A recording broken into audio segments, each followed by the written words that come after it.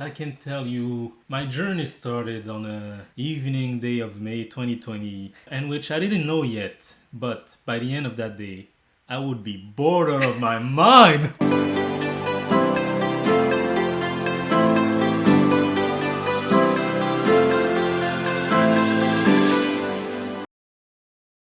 What's up everybody, I'm Rick. And I'm Anna, and welcome to our review of Here Comes the Navy. In the Navy. So, for everyone who is new here, hello, welcome to our channel, please subscribe. This channel is dedicated to Rick and mine bucket list of 101 goals and dreams that we hope to accomplish in our lifetime. And one of those goals is to watch every movie that was nominated at the Academy Awards for Best Picture from 1927 until 2028. That is 101 years of Academy Awards Best Picture nominees and their respective winners. And today we are going to advance a little bit towards that goal. In this video, we are going to review a movie that we have just watched, the 1934 Here Comes the Navy. We are currently at 1934, the 7th Academy Award year. To this day, we have already finished 7 Academy Awards year, including 2019. So for us, this is the 8th year that we are reviewing, but the 7th Academy Award year. And we have watched and reviewed 49 movies and discussed one lost movie. The Patriot, still lost, still looking for it. And all of those videos are on this channel. So at the end of this video, please head out to our channel and check out our other videos. The way this review will go is the way they always do. The first part will be spoiler free. We are going to give you our top level appreciation and some commentary about the movie without spoiling the action of the movie.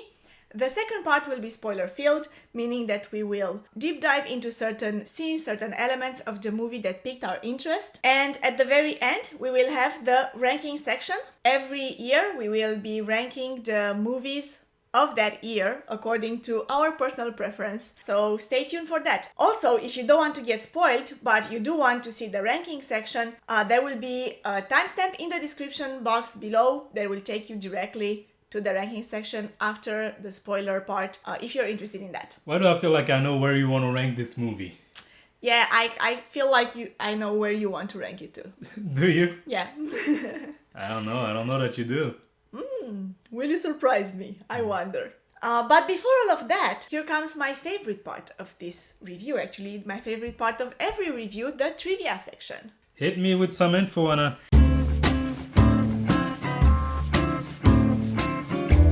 So, the 1934 Here Comes the Navy is a Warner Bros. Romantic comedy that came out on July 21st, 1934. The film was directed by Lloyd Bacon and it stars James Cagney as Chester or Chesty O'Connor, Pat O'Brien as Chief Petty Officer William Beef Martin, whom we've seen before in The Front Page and in Flirtation Walk. Yeah? Yes. I didn't realize as I was watching the movie. I actually didn't either. Film also stars Gloria Stewart as Dorothy or Doth Martin and Frank McHugh as Wilbur Droppy Mullins, whom we've also seen in The Front Page as just one of the reporters. The movie had one Academy Award nomination for Outstanding Production or Best Picture. It didn't win. However, it had an excellent reception and very good reviews in its time. Really? Yes.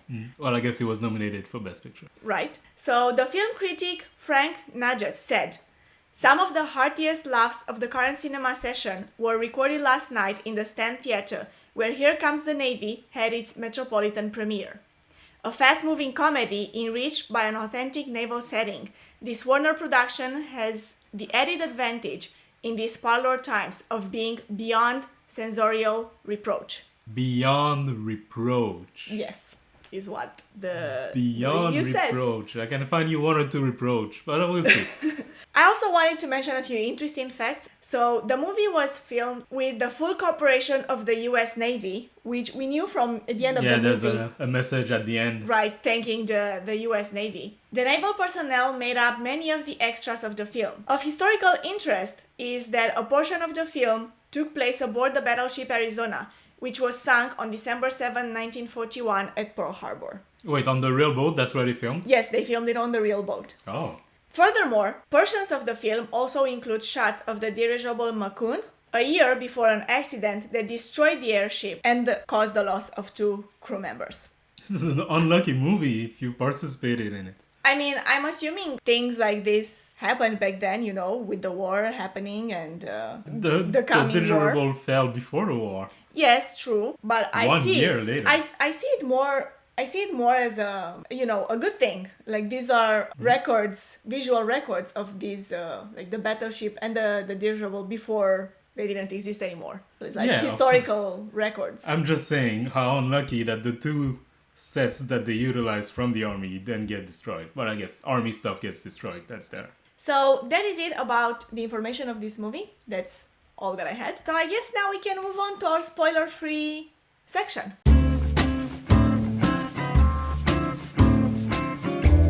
So let's start this section the way we always do. Rick, what did you think of this movie without spoiling it? Without spoiling it, I can tell you my journey started on a evening day of May 2020, and which I didn't know yet. But by the end of that day, I would be bored out of my mind. Oh my god, this movie. I completely resonate with what you're saying. I don't even know what we can talk about when talking about this movie. I had no interest whatsoever in anything that was happening. Yeah, I feel like from the very beginning, even the starting scene, which is supposed to be in any movie the scene that like captures you, that like pulls you in. I watched that first scene and I was like, the dialogue was bland, the characters were bland, I feel like the everything was characters bland. are so much bland as to annoying. I didn't find one character that wasn't annoying. What's his name? The main character, Chester. Chester, yeah. I don't like him. And he's there throughout the whole movie. He's the main character. I should be the rooting character for that him. you're following. Yeah, I don't like him. And then, of course, his opposite, Biff, I don't like him even more because the movie tries to make him the unlikable character. Yeah, exactly. Yeah, I agree. Every character was just annoying, but not in a way that, oh, there are annoying characters in a movie, but that's their role. Mm-hmm. No, everyone was just like, I don't want to watch you. I don't want to watch your story. I do feel like the dialogue particularly was forced, was unnatural. And it sounded like something that was just written on paper, but not felt, you know? Here, we talked when we were reviewing The Gay Divorcee about like the nature of humor and what's funny in 1930s might not be funny now, and in a lot of cases it's not. And here I feel like hearing the review, that might be a case of this. Okay, I see. Because they were like, this was the heartiest laugh we've ever had, and like this movie is so good, so funny, blah blah blah. I didn't laugh one time. There was not even a chuckle from me, like not even something that I'm like, that's kind of funny. No. Yeah, no, that's true. Like it doesn't resonate with us anymore. On the comedic level, yeah. No. So I don't know, were the jokes outdated or were they bad? That's hard to tell. Yeah, I feel like this is a movie that just didn't age well. It doesn't have the same impact that it might have had, or that apparently did have when it came in those out. times. Yeah. Unfortunately, I'm having trouble thinking of even one thing that I could say I like this thing about the movie. Yeah. I didn't mind Dorothy, I thought she was just a nice girl. Her whole storyline is kind of like a bit rushed. Some of her decisions I don't really understand. Yeah, exactly. And there are parts where I feel like she kind of contradicts herself. But she as a character. She was the character I least disliked. Well, she was also not there a lot. Yeah. A lot. But no, Chester, his friend, Biff, everybody.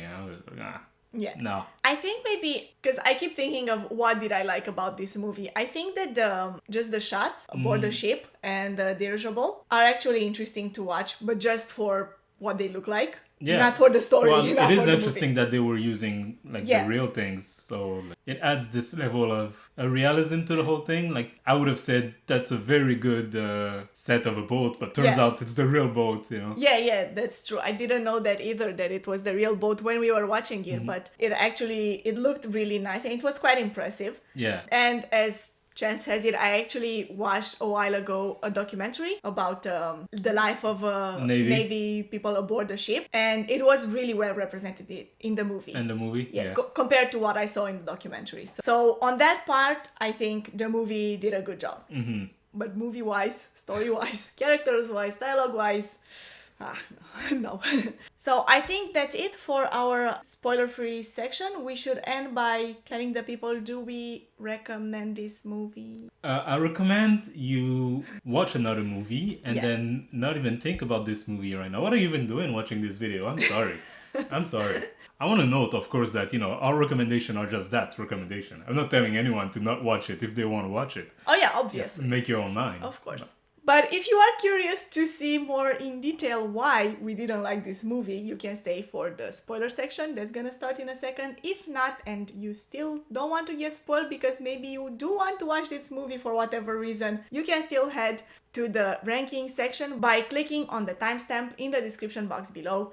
And for now, let us move to the spoiler field section. Spoiler, spoiler, spoiler, spoiler. So let's start this section the way we always do. I will give you the synopsis of this movie. A cocky guy joins the Navy for the wrong reasons, but finds romance and twice is cited for heroism. I feel like the kind of character that they were building is the kind of character that you see in a lot of movies, Harrison Ford type, Han Solo. Like I don't go by the rules, I do my own thing, I fly solo. But really, I have a heart of gold, and if you get to know me, I'm a really good guy, I'm a hero actually. And I just didn't click. Yeah, no. He is no Han Solo. At all. Not at all. No, I could just see the cocky part, it's just like, oh man, you're so much annoying the whole time. Yeah, and I feel like a storyline like this at the end should come with some sort of a revelation or something that the character would have. Mm-hmm. Which also didn't happen, like a conclusion to his a growth. Yeah. Something like this, anything. In the end, it's funny because he hates the Navy the whole time, and they just transfer him. They're like, yeah, he doesn't like that. Even when they give him a medal, he's like, I don't want that piece of junk, Yeah, he just gives it away to his friend. Yeah. And so, complete disregard for the importance of this, and for other people, the importance of being in the Navy. He even makes enemy of most of the crew because he talks so badly about the Navy all the time. Which, again, he doesn't have to like Kit, but I thought he would come to a realization of how important it might be to other people at the very least. Right. But no, it never comes. Even at the end, when he's made a superior officer in the Navy, he just takes it as a joke. I feel like there is no development to his character. He is the same character through and through. Yeah. And a story like this should have some kind of development like this. Even the main conflict, which is between him and Biff, doesn't get resolved. At the end, they still hate each other. They never come to any kind of agreement. Right, and the only resolve of this is that at the end he actually accomplishes his main goal, which was to be better than that guy. Yeah. That's all he was in it for. That's the only reason. He succeeded, and then he rubs it in his face. Yeah. So again, personal growth 0. Which I thought it was going to be more like flirtation walk, in which the initial impetus for joining the armed forces was to get back at someone who was an officer in the armed forces. But there's a growth there, Yeah, on that level, these stories are kind of similar, but the way that character is developed is totally different and visible. Yeah. Another thing that I wanted to talk about is this shift that happens in the movie, which is that when he gets awarded that medal in the Navy and then he just gives it away, his superior officers realize, oh, you don't actually like it here, you don't want to be here, so we're gonna transfer you to the Naval Air Forces. To the Naval Air Forces, which is is that something that happens? Do people just get transferred like that? Because I feel like they would just try to drill it into you, You signed for 4 years, you're stuck here. You have to stay here. But I guess he's still in the Navy, just in a different department. Maybe they could do stuff like that, probably. But I mean, for those reasons, just because he doesn't like it, it's oh, you seem like you don't like it here. Don't you want to move over there? Maybe you like it better. There you go. This makes no sense. Maybe because they were saying the Navy tries to make people not break them. So if they see that there's nothing for him, and he's supposedly a great guy, a hero even, and so we're not gonna take someone like that and just break him until there's nothing left of him. We'll give him something that he can at least enjoy on a basic level, because he hates the sea. I don't know what else we could be talking about. Is there anything else that you want to mention? Yeah, so when I was talking about Dorothy and Oh, like her yeah. her character making decisions, like her and Chester's love quote unquote storyline to me made no sense from the beginning to the end. Again, it's a comedy; it's not supposed to be that serious, but still, I want to at least be able to for me to be able to have a suspension of disbelief. You have to at least make it make sense inside the own confine of the story, you know? Right. Like he has an accident at the end, him and the brother, and they're both like incapacitated, and Yeah. then they get married right away. Why? What's Yeah. the reason for that? And you barely know that girl. You met her twice or three times, and now you're getting married. I feel like the story of their relationship, much like other elements of this movie, just lack development. Yeah, and it's There's kind of that. weird because there's that girl that he was with at the beginning, Yeah. which I thought was kind of an interesting character because in the end she didn't really like him that much. She just switched to Biff when Chester got beaten during the fight. Yeah. And I thought the story was about like getting back to them, you know, like trying to get revenge on them. Yeah.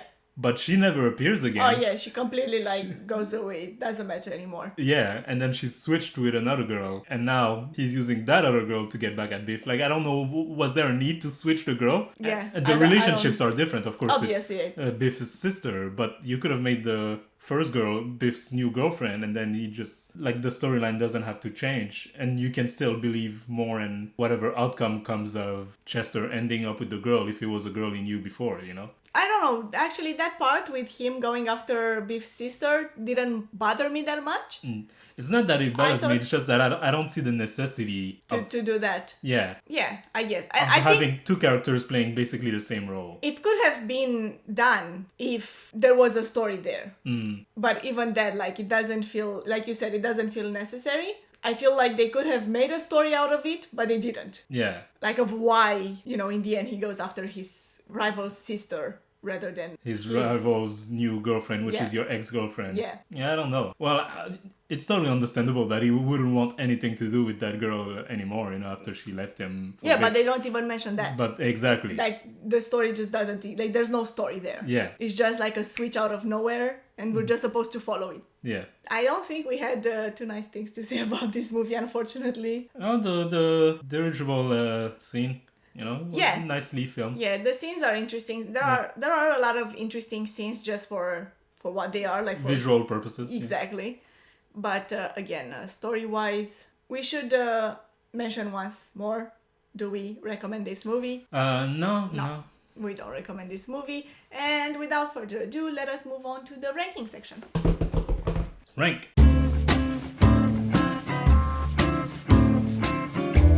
The ranking of the 1934 Best Picture Academy Awards nominees as of now on our list is at number 4, Flirtation Walk, number 3, Cleopatra, number 2, The Barretts of Wimpole Street, and number 1, The Gay Divorcee. And number 5, Here Comes the Navy. Yes.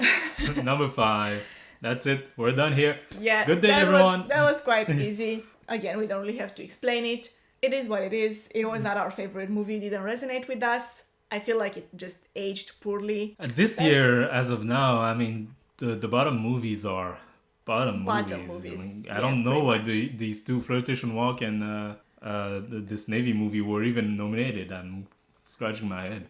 I mean, Flirtation Walk, I feel like it still had a few... Flirtation Walk was elements. leagues above this movie, but it was Yeah. still not Yeah, like exactly. a movie that I would rewatch right now. No, I agree with that. It is what it is. That's what we have on the list. I guess not all movies that we're gonna watch are gonna be good. There's Yeah. probably gonna be a lot of these in the years to come. Yeah, of course. Movies that we don't really enjoy, but maybe you enjoy it. And if you do, please let us know in the comment section below. Tell us, what did we miss about this movie that might have made it more enjoyable to watch? I'm curious to see if you... If that's just us. Is it just us? And that being said, that is it for our review of Here Comes the Navy, the 1934 movie. Thank you so much for watching. Don't forget to subscribe to this channel if you want to see more videos by us. Don't forget that this is a bucket list channel. It is not all about reviewing movies. We have a bucket list of 101 goals and dreams, and we make videos about all of them. They include things like travel, personal growth, learning new things. So please subscribe and don't forget to ring the notification bell so you don't miss our next video whenever it comes out. Give this video a thumbs up if you liked it, and we'll see you next time. Have a nice day. Wait a minute, sailor, wait a minute. Take it easy. Now, when I'm ashore, I'll gladly accommodate you by taking off this coat and settling in that little fight. When you're aboard, remember you're in the Navy, and I'm your senior officer. And from now on, call me Mister.